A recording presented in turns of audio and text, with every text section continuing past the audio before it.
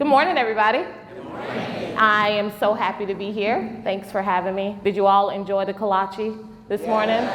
They're my kryptonite. They're really, really, really good.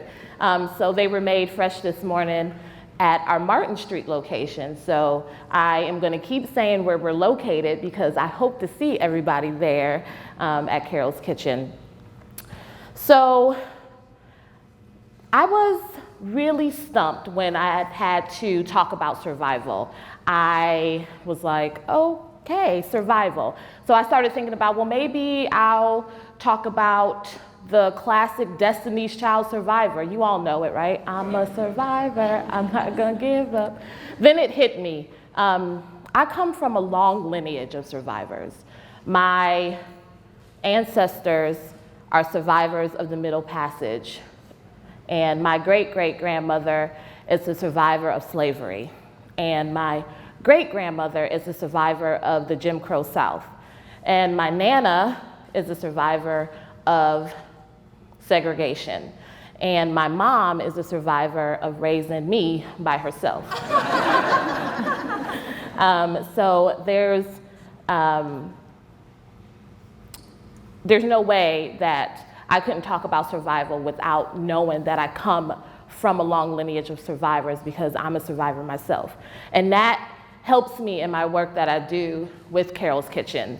I'm the program director, and at Carol's Kitchen, we work with women alongside them to help them and to let them know that all things are possible. We want them to survive and to thrive. And so I have a video that will show more about who we are. We are Carol's Kitchen, a social enterprise restaurant located in downtown Raleigh. And while we pride ourselves on our delicious fare, this is a story that goes beyond our food. Our mission consists of 3 core elements. We offer a variety of freshly made sandwiches, soups, and salads from locally sourced ingredients. We provide opportunity and job training for women coming out of homelessness. We want everyone in the community to get involved and make a positive change. Picture this: a woman leaves prison and finds safety at a local shelter. The shelter refers her to Carol's Kitchen, where we provide her with an opportunity to join our job training program. She moves into a house along with a few other women in the program and a mentor, providing a safe and supportive environment. During her time at Carol's Kitchen, she is given on-the-job training, learning employable skills, building her work history, and gaining self-confidence. She also builds life skills like time management and budgeting, all the while receiving counseling from our partners. After completing the program, she graduates, feeling empowered to live like all things are possible. She may even one day start her own bakery, paying it forward by employing other women from a local shelter. And the cycle continues. At Carol's Kitchen, we're more than just a meal. We want to inspire people. Here are 3 ways you can join us. First, visit our restaurant and bring a friend. Love the idea and want to support our vision?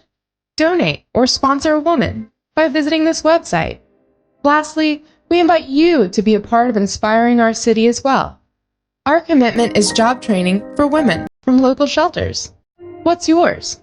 Join us in doing something good for Raleigh.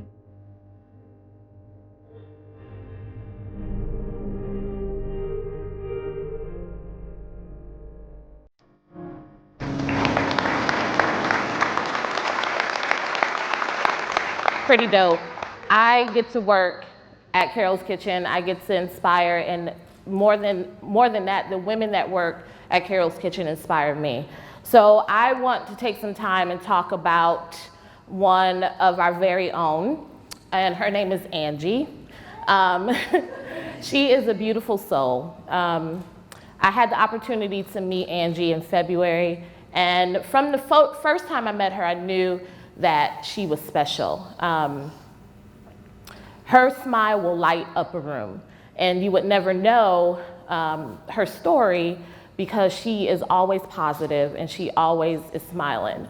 So at the age of 6, Angie was sexually assaulted by her father, and this lasted for 4 years until she was 10 years old. And when she told her mom her mother didn't believe her, and so this sent her into a spiral of drinking and smoking and just bad behavior, and that eventually landed her in juvenile detention. And during a counseling session while she was in juvenile, she realized that she wasn't the only one who had a similar story, and she was able to begin talking for the first time about her story. And so it actually helped her healing process. So when she turned 17 and was released from juvenile detention, she did not want to go back home to her mother. So she decided that she would become homeless. And she slept outside and in abandoned buildings. And this was a cycle that started at 17 and it ended when she was 27. So in those 10 years, she got a job. She worked at Burger King and found out that she was pregnant. And she had a miscarriage, one of 5 miscarriages that she had. And at the age of 30, I'm sorry, y'all.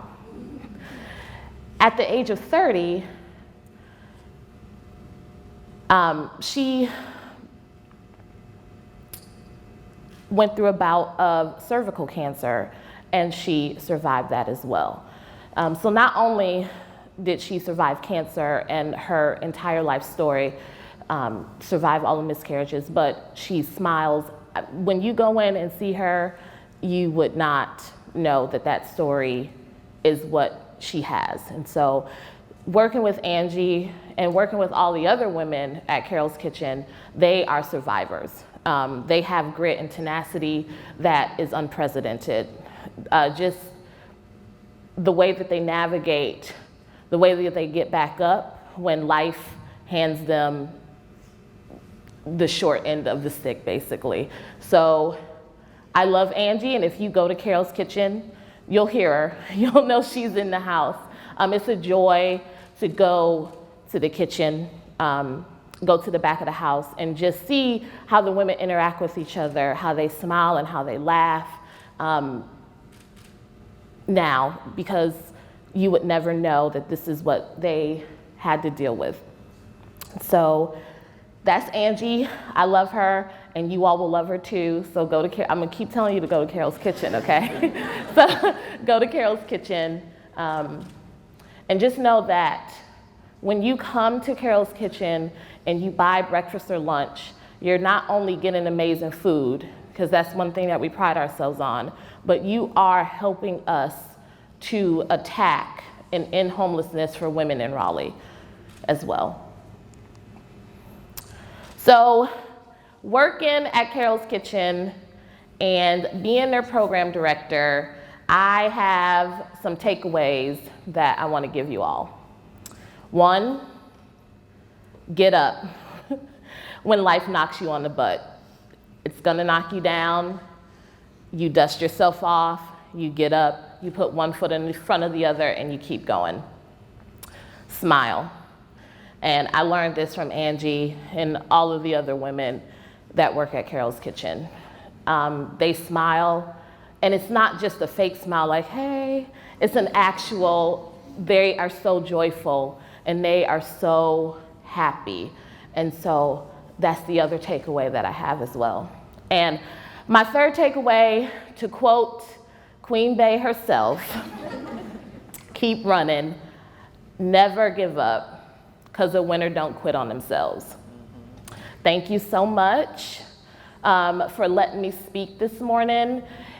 It's been a pleasure, and I'm gonna continue to tell you, we are moving into Morgan Street Food Hall as well when they open, and our location is downtown on East Martin Street. So if you haven't come to Carol's Kitchen, I will encourage you to come and know that your dollars are helping us for our vision and our mission as well. Also, if you have an event and you're thinking, well, who can I buy my lunch from, consider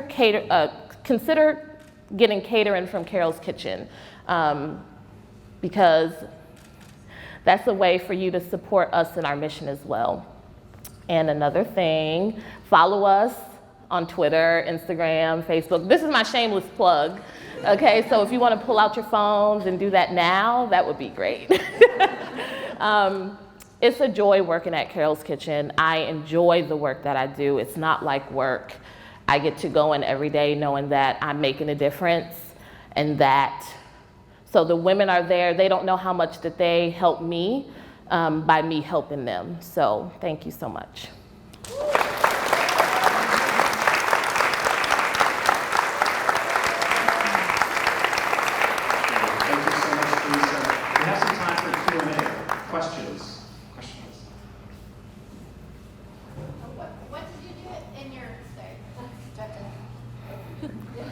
How did your work background prepare you for what you're doing now? That's a great question. So I have a hodgepodge of work experience, but I think the one thing that really prepared me for my work at Carol's Kitchen was I worked with first generation college women at North Carolina Central University, where I'm a proud alum. And so doing that work and knowing that I can inspire and mentor and influence women set me up for the work that I do now at Carol's Kitchen.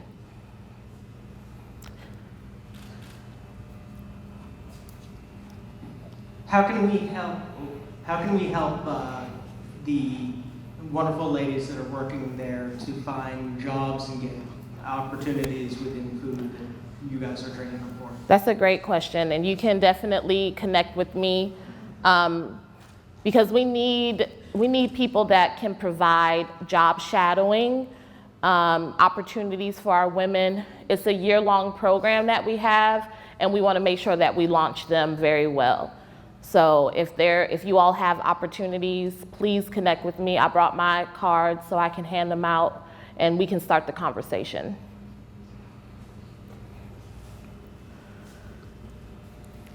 Can you tell us a little bit about the process of how women get into the program, how they go through, Yeah. what they do afterwards, like that beginning to end cycle? Yeah, that's a great question. So we're in our first cohort of women. We're not a year old. I just want to let you all know, Carol's Kitchen is not a year old yet. We'll be a year in September. So we partner with some agencies here in Raleigh, so the Raleigh Rescue Mission, Salvation Army, Jobs for Life. So we partner with them. We let them know, hey, this is the demographic that we're looking for. They send us candidates. We go through an interview process because we are a job. So Carol's Kitchen, we have two components where it's the restaurant arm and the life skills housing component. So the women have to work in the restaurant and it's a job, and then they get to, and the life skills is attached to that. So that's how we get the women that go through the program. Did that answer?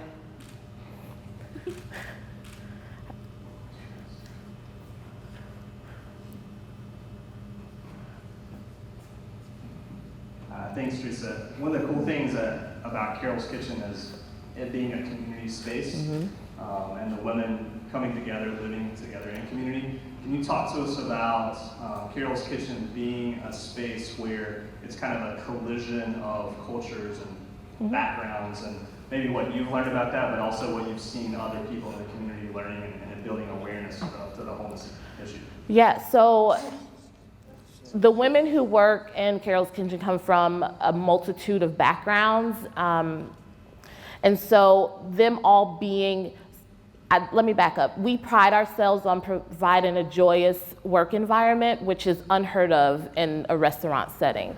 So we work really hard for the women when they are in the back of the house, that it's joyful and it's life-giving, and that they are helping one another. And so there is a multitude of different women who work there from different backgrounds. And I think that that has helped them tremendously in knowing that they're not alone in their story or their fight, and that there are women that want to help as well. And so that's been amazing to see as well. And then the people who come in, if you don't know what we do, when you come in, you're like, oh, the food is really good and the customer service is amazing. I need to keep coming. Oh, and you do this other thing, you're trying to end homelessness. So I think that those 3 things keeps the community coming back and keeps them engaged as well. I think there was a question up here.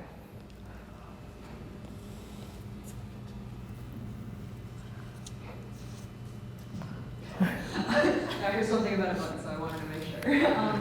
Do you guys have volunteer opportunities, and if so, can you share more about them? Yeah.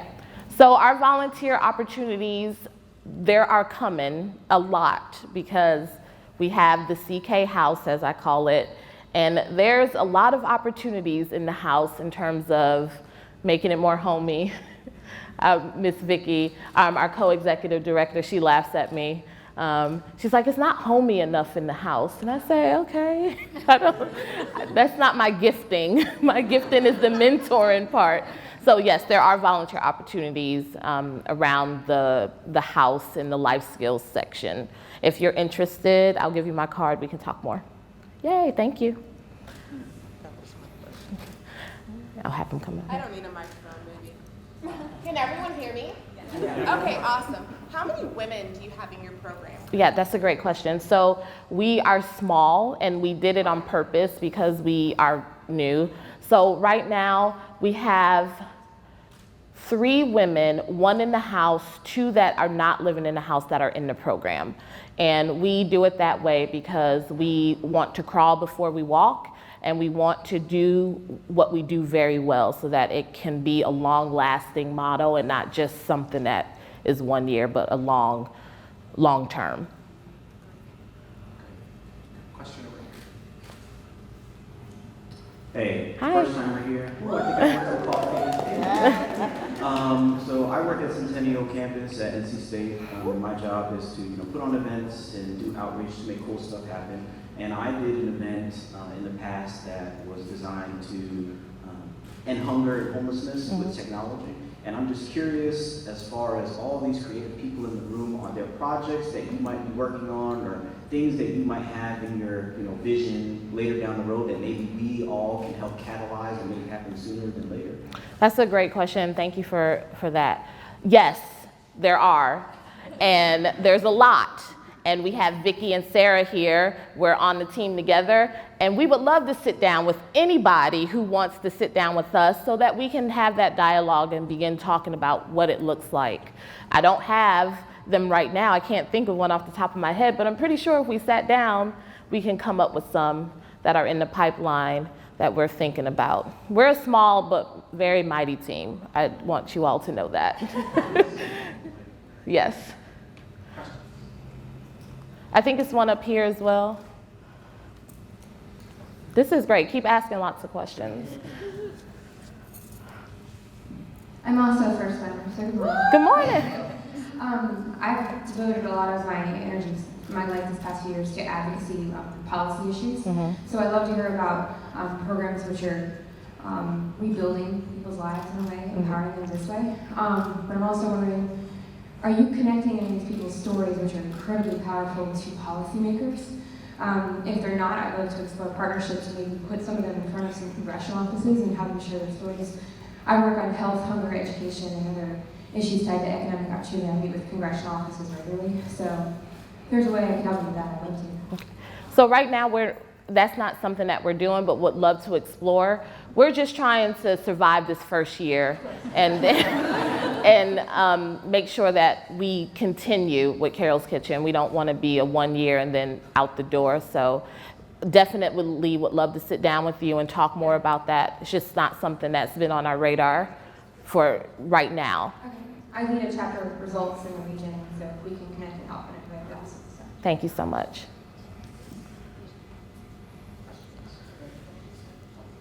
Oh, there's so many questions. I love it. Hi. Hi. So I just wanted to ask about how Carol's Kitchen got started, since it is so new. Can you tell us about how the idea came about and how all these different components of the program sort of fell into place? Yeah. So Vicky Ismail, can you raise your hand, Vicky? Vicki Ismail and Jim Freeze, they are the co-founders, and Vicki has an extensive background in restaurants, and so she's a business owner, and she had a vision to have a space where she would attack the issue of ending homelessness. And so she wrote down on a napkin what she wanted to do. Carol's Kitchen was that, and that's how we came to be. So Vicki had the vision, Jim was the one who really navigated, and he's strategy, and so the two of them combined. Carol's Kitchen came about, and that's how we formed and came to be. It's a really great story. Thank you. Yep. Hi. Hi. After this year, what are some of the data points and ways that you're going to measure success, and what kind of areas do you really want to impact most? So one of the big things is that we launch the young woman who's in the house, that we launch her well, and that she can find a job and secure housing. So those are two big things for her. And that also that she lives that she lives a really fulfilled life as well. Just knowing her story, know where she came from, and then where she's going is a beautiful thing. And then going forward, making sure that we have the number of women in the program that can fit in the program for that entire year, and that they're launched very well. So those would be the big data points that we want to see for the upcoming year. Any questions? It's one up here, and then it's one behind you. I can just talk. Okay, so I'm currently doing an AmeriCorps term with City of Raleigh. I did AmeriCorps too. I know, that's what I was asking about. So, what did you do with your AmeriCorps term, and did it help prepare you for this job that is advocacy-based? Yeah, so I worked with a program called Public Allies, and I was the volunteer coordinator at the food bank. That was my term of service. And so basically working with AmeriCorps gave me my voice, that I could be young and a leader as well. And so it definitely prepared me for the role that I'm doing. And then also not so much to be an advocate, but to know that I can go into a space and I can be who I am and be young and be a leader, and people will listen. And so I think that's what AmeriCorps did for me. We'll talk. I want to hear about what you're doing, your term of service. I just want to confirm, I'm not sure if you mentioned this during your presentation, but is there a timeline for the person to complete the program from the moment that they start? Like, does it take a year, or how long does it take? So I can't give you an answer on that because we're in the first year right now. So we set things and parameters in place, but it's very fluid right now. There's not a hard set timeline on there because we don't know, and this is the first time that we're doing this. Any other questions? We got time for two more.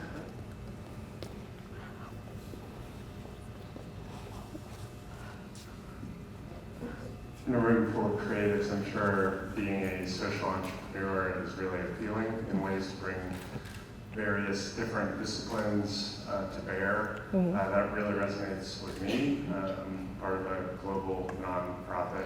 I'm a pastor. Yes. But one thing that's always tough when we have great ideas and want to do good things is like making bad art or bad food. Like the thing has to be good too. Yeah. What are some things that you use to ensure that the food's really good? And you mentioned the service is good. There's this focus on making good stuff, because that's how you're going to stay in business. Exactly. Right? So I'd love for you to talk more about that. Yeah, so we have an amazing executive chef. Her name is Liz, and she is a beast. She menu plans, and everything is made in-house from scratch. I don't know how she does it, but she gets it done. And so we really pride ourselves on making our food in-house from scratch And then we also pride ourselves on also looking at local, grabbing some local ingredients. And so that's this big thing that we do. We have a niche, we're grab and go. So there's not a lot of grab and go type restaurants downtown. If you think about it, you have to go downtown, you have to park, you have to go to the restaurant, you have to sit down, you have to eat, you have to pay, you have to get back in the car. You just come to us, look in what you want, grab it, and go back to the office. And so we found a way to be different in the downtown area where there's so many restaurants. And we also make everything in-house, so that helps as well.